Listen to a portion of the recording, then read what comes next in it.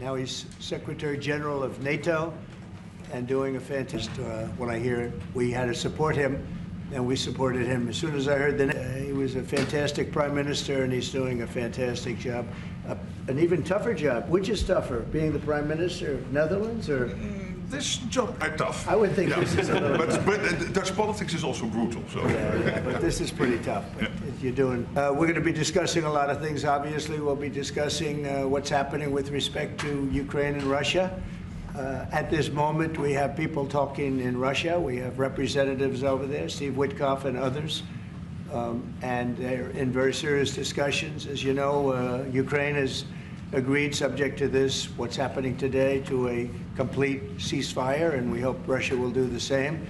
Thousands of people are being killed, young people, usually, mostly young people. We were just talking about it. Thousands of young people are being killed a week, and we want to see that stop.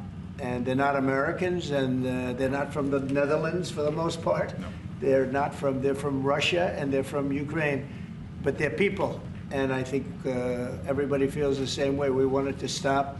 It's also a tremendous cost to the United States and to other countries. And it's something that would have never happened if I were president, and it makes me very angry to see that it did happen. But it happened, and we have to stop it. And Mark has done some really good work over the last week. We've been working together, and he's done some really good work, so I'm very happy about that. We'll also be talking about trade and various other things, and I think we'll have a very, very strong day. We're going to have lunch afterwards. That'll go, and then we'll see you all later. But Mark, would you like to say something? Yeah. First of all, thank you so much, Mr. President, dear Donald, again for hosting me, and but also for taking time in Florida. A couple of weeks after you were re-elected. That's right. And of course our phone call a couple of weeks ago, and I must say, Trump 45, you originated the fact that in Europe we are now spending, when you take it to aggregate, 700 billion more on defense than when you came in office in 2016, 2017. But that was Trump 45. But when you look at Trump 47, it'll be hard to tell. What happened the last couple of weeks is really staggering. The Europeans committing to a package of 800 billion defense spending. The Germans now, potentially up to $500 billion extra in defense spending. And then of course you had Keir Starmer here, the British Prime Minister, and others, all committing to much higher defense spending. We're not there, we need to do more, but I really want to work together with you in a run-up to the The Hague Summit to make sure that we will have a NATO which is really reinvigorated under your leadership, and we are getting there. We also discuss defense production because we need to produce more weaponry. We are not doing enough. And not in the US, not in Europe, and we are lacking behind when you compare to the Russians and the Chinese. And you have a huge defense industrial base. Europeans buying 4 times more here than the other way around, which is good because you have a strong defense industry, but we need to do more there to make sure that we ramp up the production and kill the red tape. So I would love to work with you on that. And finally, Ukraine. You broke the deadlock.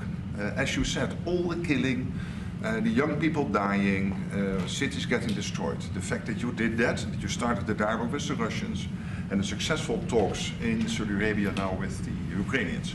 I really want to commend you for this. So, The Hague is my hometown. I love to host you there in the summer and work together to make sure that that will be a splash, a real success, projecting American power on the world stage.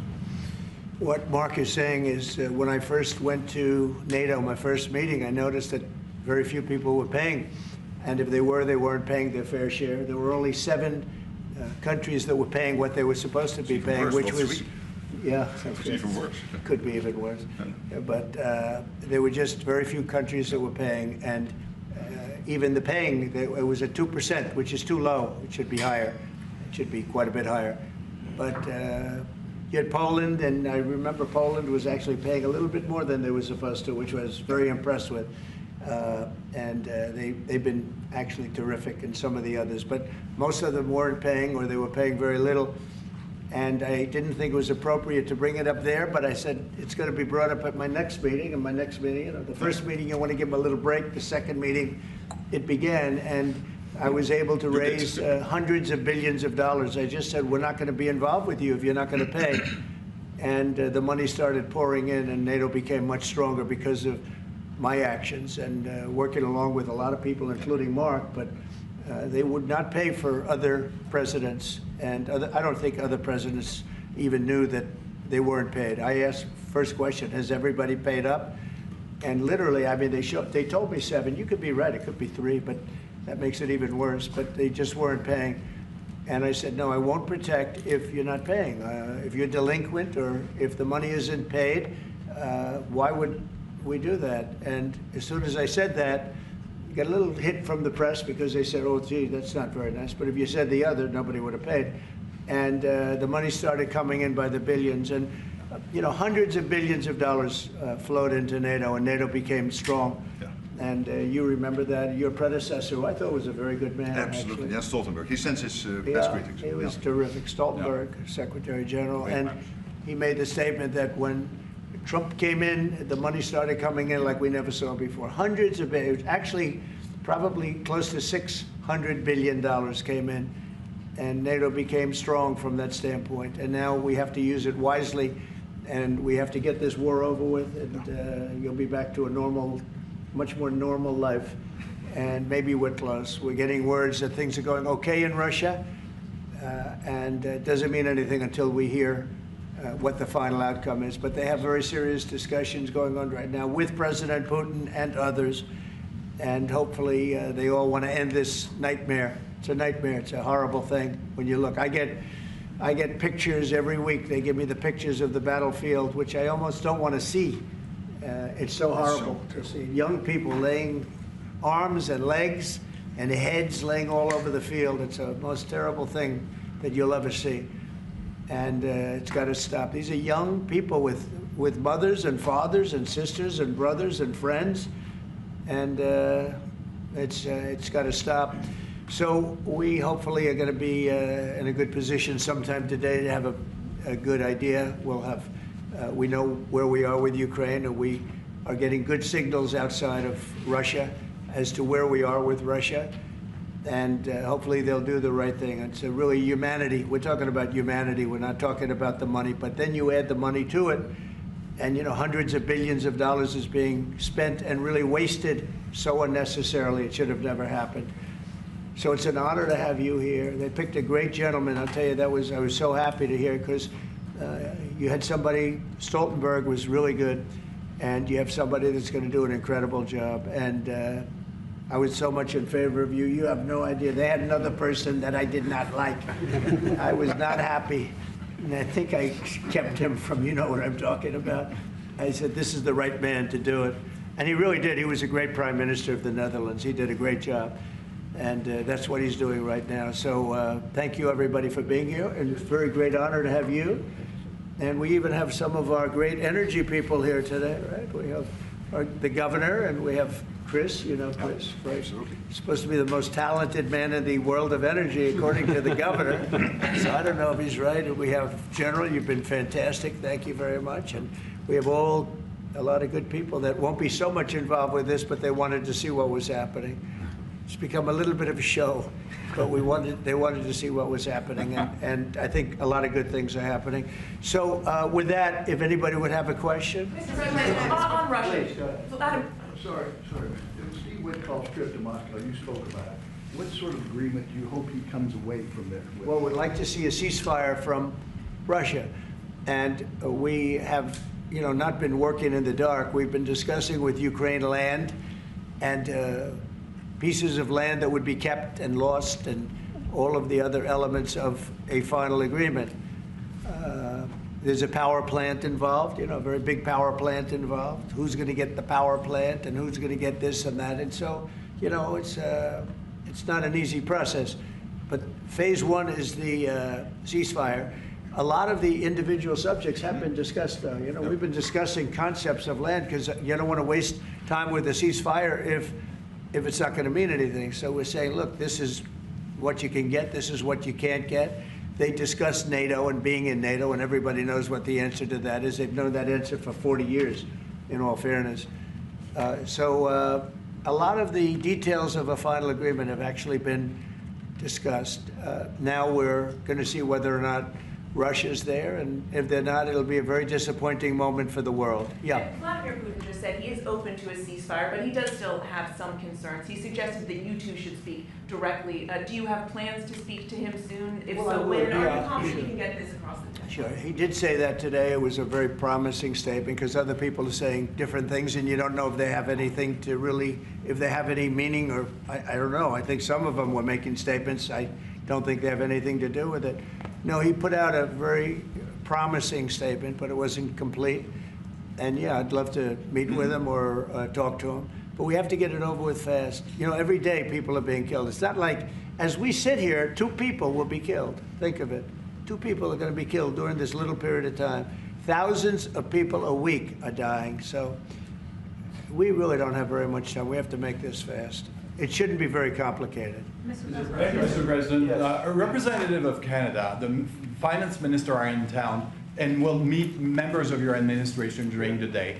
Any chances that you will ban on the tariffs on aluminum and the ones that are planned for April 2nd? No. You are not going to change your No, mind? I'm not. Look, we've been ripped off for years, and we're not going to be ripped off anymore. No, I'm not going to bend at all. Aluminum or steel or cars. We're not going to bend. We've been ripped off as a country for many, many years. We've been subjected to costs that we shouldn't be subjected to. In the case of Canada, we're spending $200 billion a year to subsidize Canada. I love Canada. I love the people of Canada. I have many friends in Canada. The great one, Wayne Gretzky, the great. Hey, how good is Wayne Gretzky? He's the great one. But we have, I know many people from Canada that are good friends of mine. But, you know, the United States can't subsidize a country for $200 billion a year. We don't need their cars. We don't need their energy. We don't need their lumber. We don't need anything that they give. We do it because we want to be helpful, but it comes a point when you just can't do that. You have to run your own country. And to be honest with you, Canada only works as a state. It doesn't. We don't need anything they have. As a state, it would be one of the great states anyway. This would be the most incredible country visually. If you look at a map, they drew an artificial line right through it between Canada and the U.S. Just a straight artificial line. Somebody did it a long time ago, many, many decades ago, and makes no sense. It's so perfect as a great and cherished state. Keeping "O Canada," the national anthem. I love it. I think it's great. Keep it. But it'll be for the state, one of our greatest states. Maybe our greatest state. But why should we subsidize another country for $200 billion? It costs us $200 billion a year. And again, we don't need their lumber. We don't need their energy. We have more than they do. We don't need anything. We don't need their cars. I'd much rather make the cars here. And there's not a thing that we need. Now, there'll be a little disruption, but it won't be very long. But they need us. We really don't need them. And we have to do this. I'm sorry. We have to do this. Yes? Mr. President, Yeah. you have made it very clear that NATO needs to step up, although great progress has been made in your first mandate. How do you envision this new transatlantic? You're talking about NATO stepping up? Yes. Well, NATO is stepping up through this man. This man is a man that only knows how to step up. And we have the same goal in mind. We want the war ended. And he's doing his job. He only knows how to do a good job. That's one thing. That's why I fought for him to get that job. Because they had some other candidates that I'll tell you would not have done a very good job. I need this part of the move for my family. So we'll get you a clip. We're going to get him a clip of that little last statement. The rest of the statements he doesn't care about. Sir, how does this new transatlantic cooperation, how do you envision it? Well, that's one thing. I mean, you know, we're on the other side of the ocean. And they're right there. And yet we're in for $350 billion because of Biden. And they're in for $100 billion. So it's a big difference. And it's unfair. And I said, you have to equalize.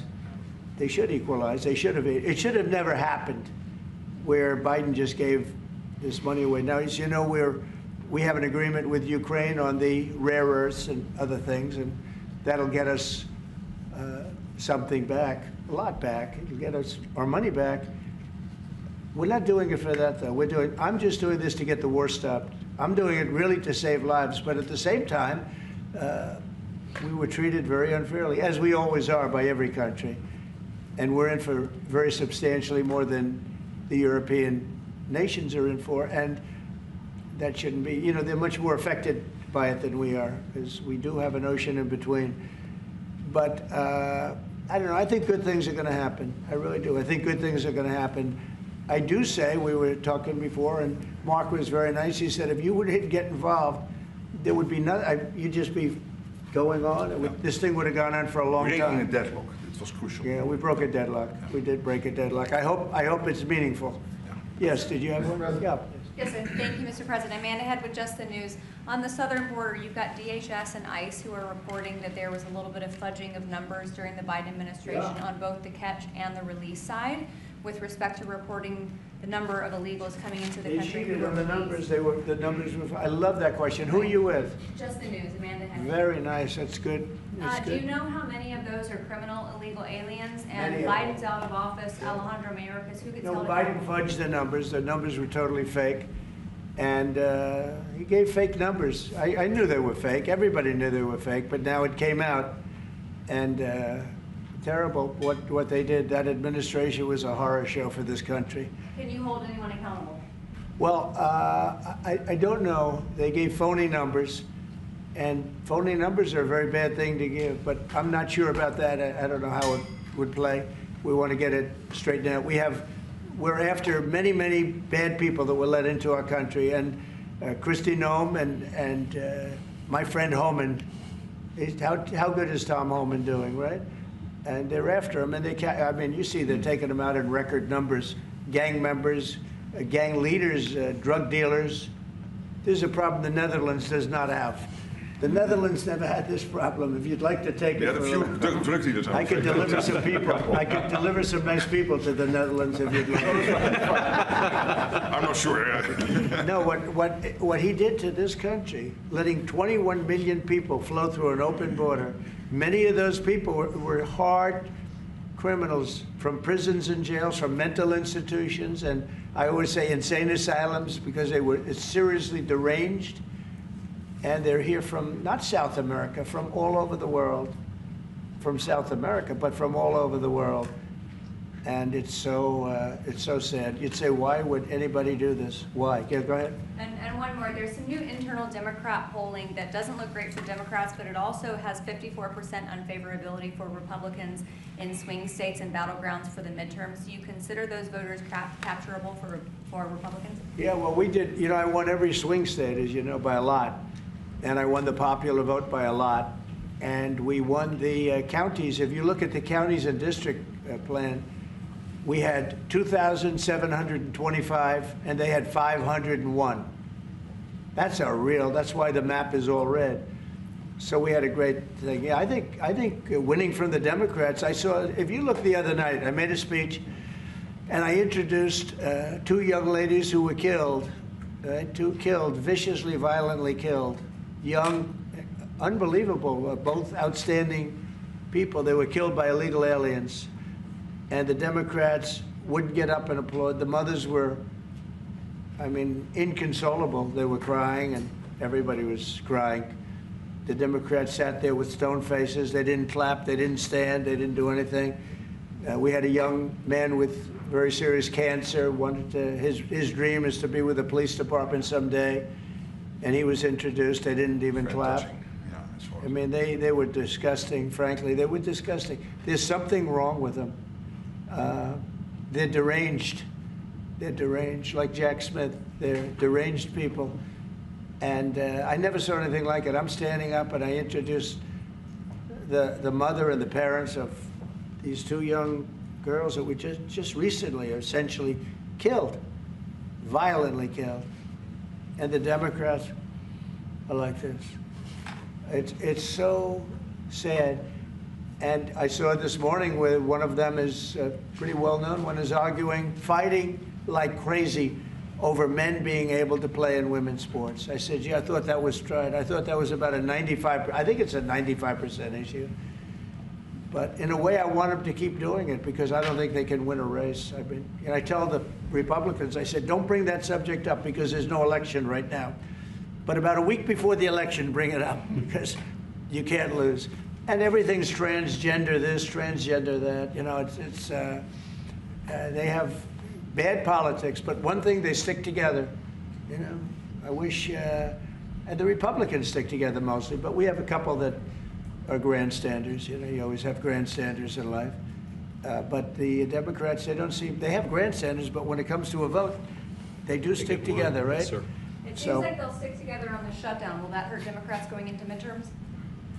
Well, if they do a shutdown, and ultimately that might lead to very, very high taxes, because we're talking about a shutdown, we're talking about getting to work immediately on the greatest tax bill ever passed. That was the one we did. It was a renewal, and it's an addition to it.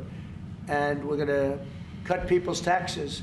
And if we don't open, the Democrats are stopping all of these good things that we're providing. We're providing the greatest package of benefits that this country's ever provided. The biggest part of that's going to be tax cuts for the middle class and for businesses, small businesses, employers, people that hire people in jobs. And if it's shut down, it's only going to be, if there's a shutdown, it's only because of the Democrats. And they would really be taking away a lot from our country and from the people of our country. Mr. President, on tariffs, you made clear you're not backing down from this, but many American small business owners say they are concerned that these tariffs are going to hurt them. What's your message to them? They're going to be so much richer than they are right now. And we have many. Yesterday, General Motors was in. They want to invest $60 billion. The people from Facebook were in yesterday. They're going to invest $60 billion by the end of the year. Other people are talking about numbers. Apple, as you know, a few days ago announced $500 billion investment. They're going to build their plants in the United States, which, as you know, almost all of their plants are in China. Now they're building in the United States. Look, the reason is two things. Number one, the election, November 5th. And the other thing is tariffs. I think probably in that order. But Tim Cook came in and he announced 500, think of it, 500 billion, not million. 500 million's a lot when you think about it, right? Yes, but I would have been happy with 500 million, but it's $500 billion investment by Apple in the United States. And that's because of the election result, and it's because of the tariffs and the tax incentives too, you know, tariffs and tax incentives. And I've never seen anything like it. We have plants going up now in Indiana. We have plants going up in Michigan. A lot of plants going to be planned from. I'm trying to steer them to Michigan because Michigan got so badly beaten by, you know, what happened with Europe. You know, if you look at Europe, take a look at the EU. We're not allowed to sell cars there. It's prohibitive because of their policies and also their non-monetary tariffs. They put obstacles in your way that you can do nothing about. But if you take a look at what happens, so we sell no cars to Europe. I mean, virtually no cars, and they sell millions of cars to us. They don't take our agriculture, we take their agriculture. It's like a one-way street with them. The European Union is very, very nasty.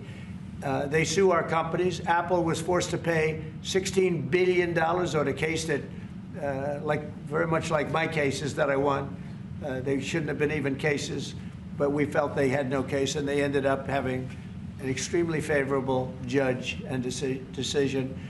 But they're suing Google, they're suing Facebook, they're suing all of these companies, and they're taking billions of dollars out of American companies, many more than the ones I just mentioned.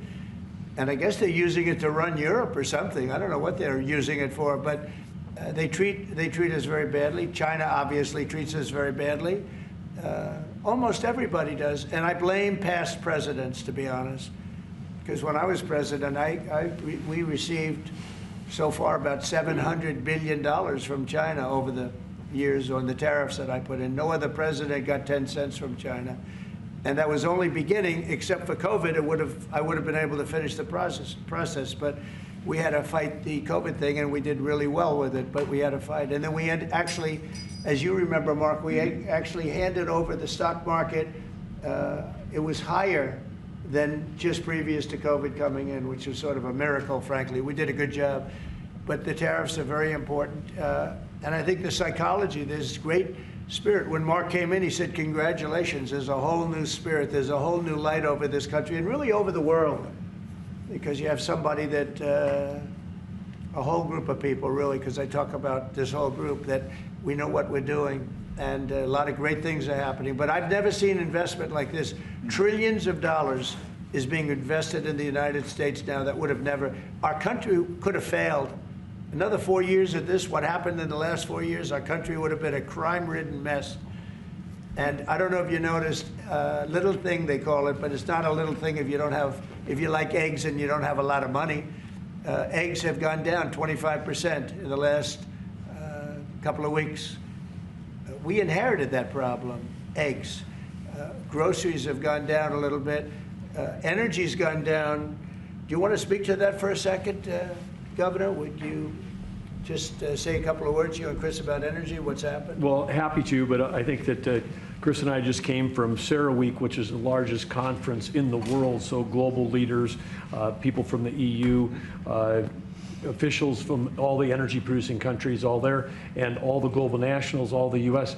The spirit of that group is through the roof because now they realize that in the United States that President Trump's policies are pro-developing more energy, as opposed to we're trying to shut down energy, and that pro-growth, pro-business, pro-energy approach is giving people the optimism. So then the markets are reacting to that, and energy prices on the futures market are going to go down because people know we're not going to be killing off the energy we need for prosperity in all of our countries, but also for peace.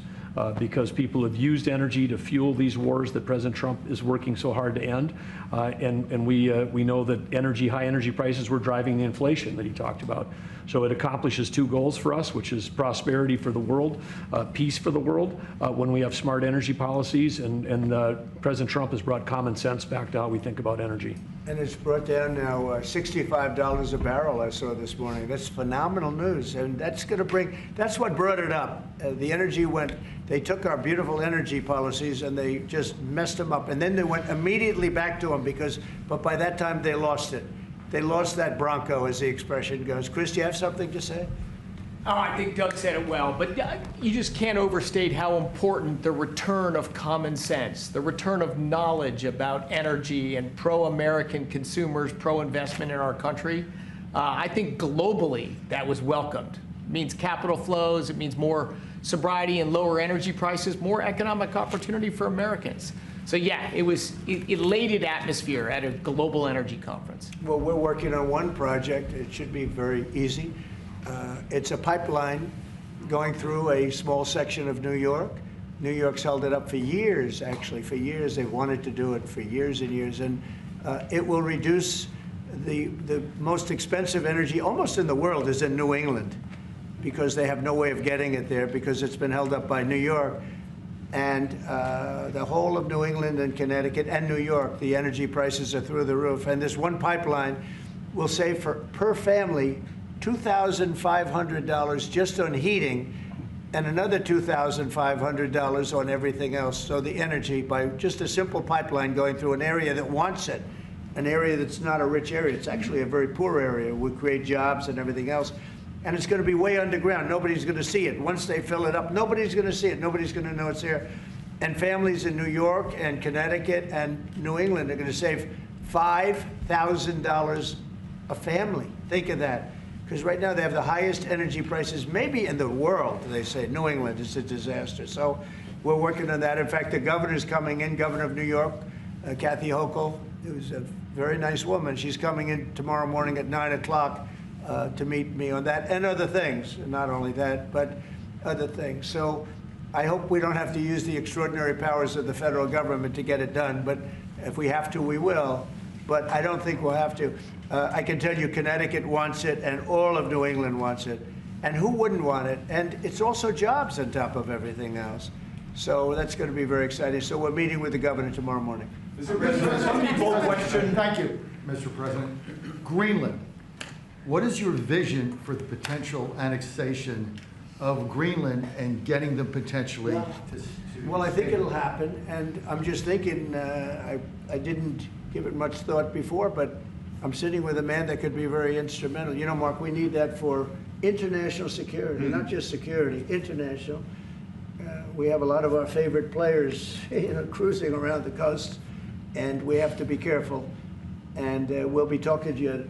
It's a very appropriate, really a very appropriate question. There's an Thank issue you in the very High much. North, so the Arctic. So what you did, so when it comes to Greenland, yes or not joining the US, I would leave that outside for me, this discussion, because I don't want to drag NATO in that. But when it comes to the High North and the Arctic, you are totally right. The Chinese are now using these routes. We know that the Russians are rearming. We know we have a lack of icebreakers.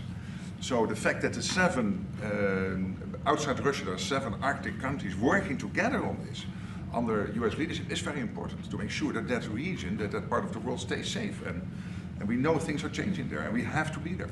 Well, we just had an election there the other day. Do you see a referendum, a plebiscite, where the people of Greenland would be in a position to decide if they want to become part of the United States? Yeah, it was a good election for us, as you know. It was not a referendum.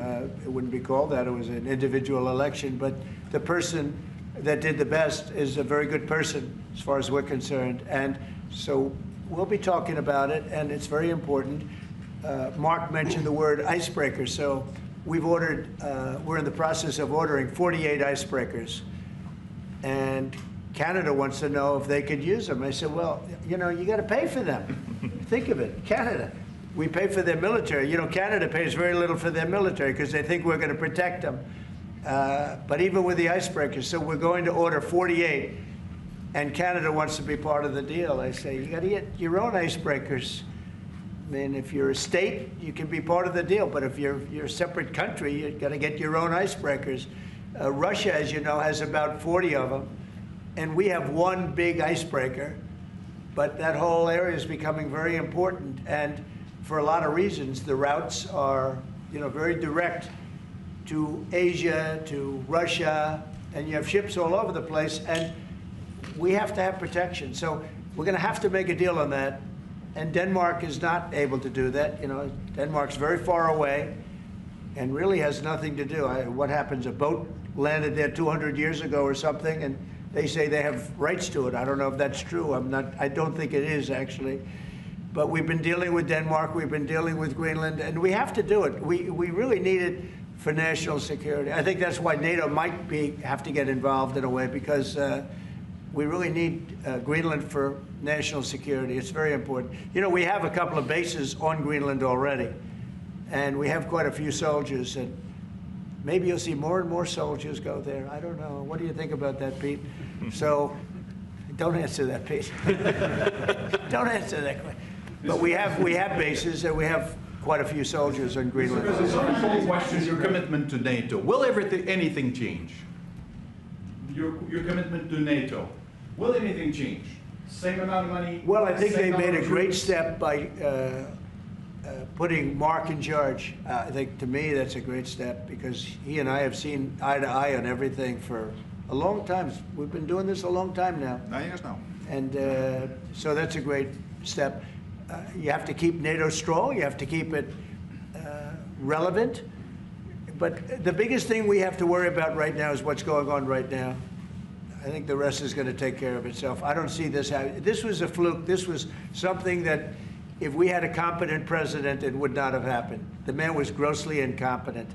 All you have to do is take a look at, he signs by AutoPen. Who was signing all this stuff by AutoPen? Who would think you signed important documents by AutoPen?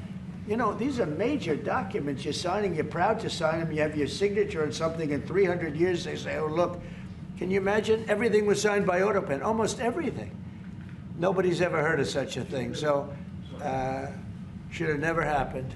Tomorrow with the Justice Department about law and order, could you tell us a little bit about that? Yeah, we're going to be with the Justice Department. We have a great Justice Department. Pam Bondi is so fantastic, and Todd Blanche, and Emil, you got to know him a little bit. He was acting for a little while.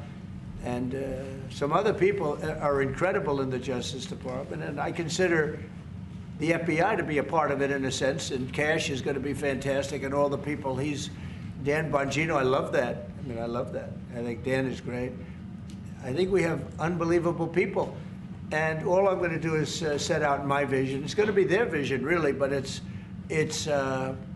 my ideas. And basically, we don't want to have crime in the streets. We don't want to have people pushed into subways and killed, and then the person that did the pushing ends up in a 15-year trial and gets off scot-free.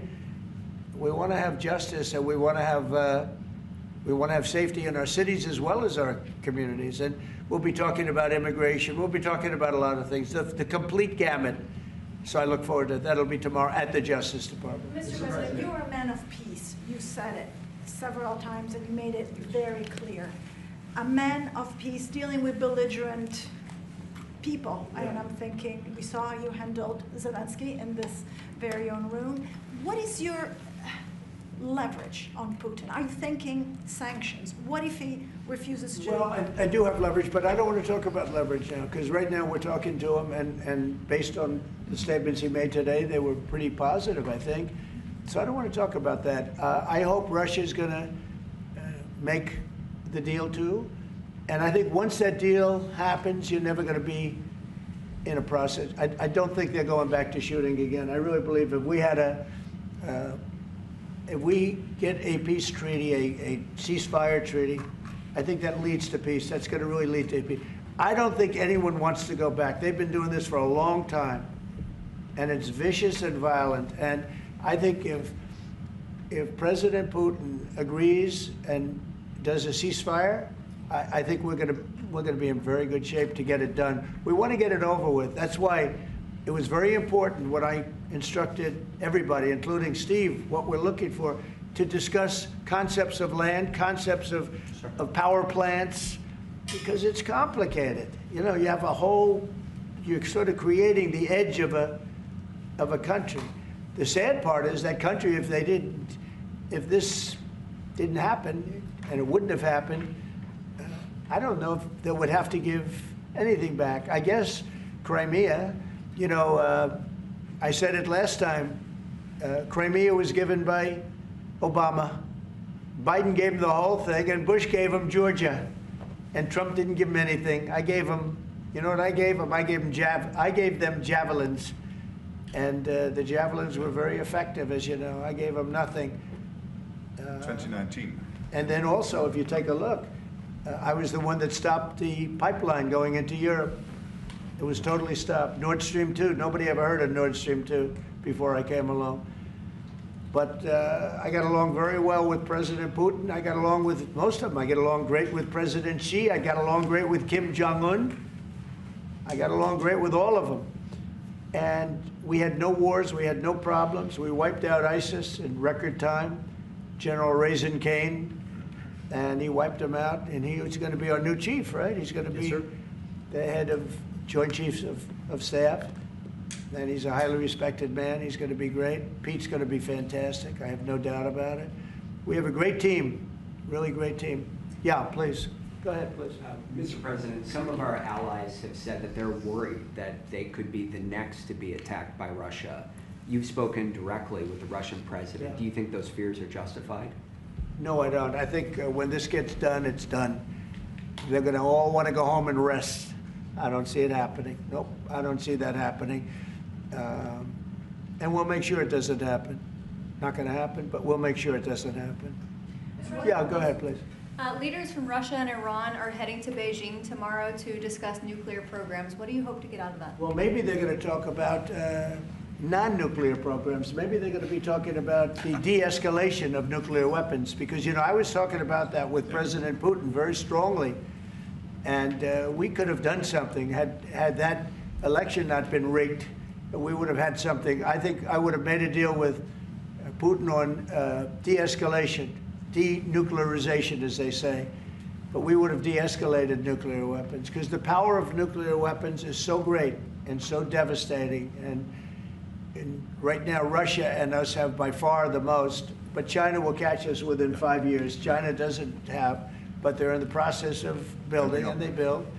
And within 4 or 5 years, they'll probably have the same. And by the way, this is a Republican tradition. Ronald Reagan, when he negotiated with Gorbachev in the 1980s about bringing down the number of nuclear weapons, it's what you have been doing your first term, and it is important. It would be a great achievement if we could bring down the the number. We have so many weapons, and the power is so great. And number one, you don't need them to that extent. And then we'd have to get others, because as you know, in a smaller way, Kim Jong-un has a lot of nuclear weapons, by the way, a lot. And others do also. You have India, you have Pakistan, you have others that have them. And we'd get them involved. But we started off with Russia and us. We have by far, actually by far the most. And we were going to denuclearize. And that was going to happen. And then we were going to China. And I spoke to China. I spoke to President Xi about it. And he really liked the idea. You know, he'd like not to spend trillions of dollars building weapons that hopefully he's never going to have to use. And because they are very expensive also. So that would have been great. Okay, one or two more. There's been tension in the... Thank you. We're looking at an impending government shutdown Friday midnight. Yeah. Democrats for 30 years straight have said if there's a shutdown, bad things happen. Do you anticipate direct negotiations yourself with conference leader of the Democrats, Chuck Schumer? If they need me, I'm there 100%. It's right now it's 2 or 3 people. If it shuts down, it's not the Republicans' fault. You know, we passed a bill where we had an incredible Republican vote. We only had 1 negative vote, a grandstander, you know, 1 grandstander. There's always a grandstander in the lot. But it was amazing. People were amazed that the Republicans were able to vote in unison like that, so strongly. If there's a shutdown, even the Democrats admit it'll be their fault. And I'm hearing a lot of Democrats are going to vote for it, and I hope they do. This is an extension. But ultimately, we want to vote for one big, beautiful bill where we put the taxes in, we put everything in. We're going to have big tax cuts. We're going to have tremendous incentives for companies coming into our country and employing lots of people. It'll be, I called it, in a rare moment, one big, beautiful bill. That's what I like, and it seems to be that's where they're heading. And we'll have to take care of something to do with Los Angeles. A place called Los Angeles almost burned to the ground. By the way, I broke into Los Angeles. Can you believe it? I had a break-in. I invaded Los Angeles, and we opened up the water, and the water is now flowing down. They have so much water, they don't know what to do. They were sending it out to the Pacific for environmental reasons.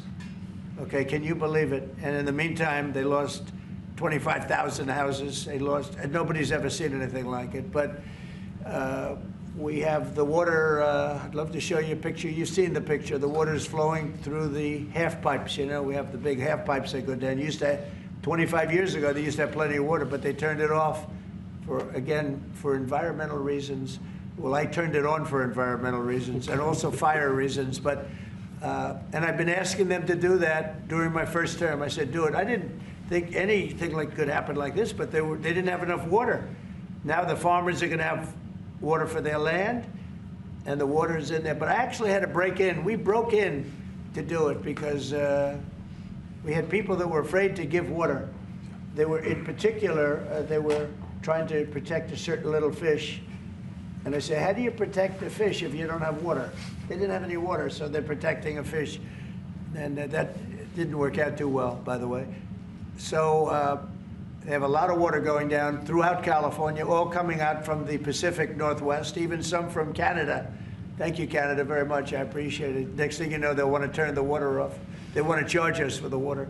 But it comes up from the Pacific Northwest, and it's a beautiful thing to see. I mean, it is brimming with water. Now, if they would have had that done, you wouldn't have had the damage because the fire would have been put out. The fire hydrants would have been loaded. The sprinklers in people's living rooms and bedrooms would have been loaded up with water. They had no water. The government makes them put sprinklers, and they had no water in the sprinklers because they had no water. So the water is flowing, and we're going to have to give a lot of money to Los Angeles to help them. And the Democrats are going to want to do that. So that's the one thing different. And frankly, I think that makes it a lot easier.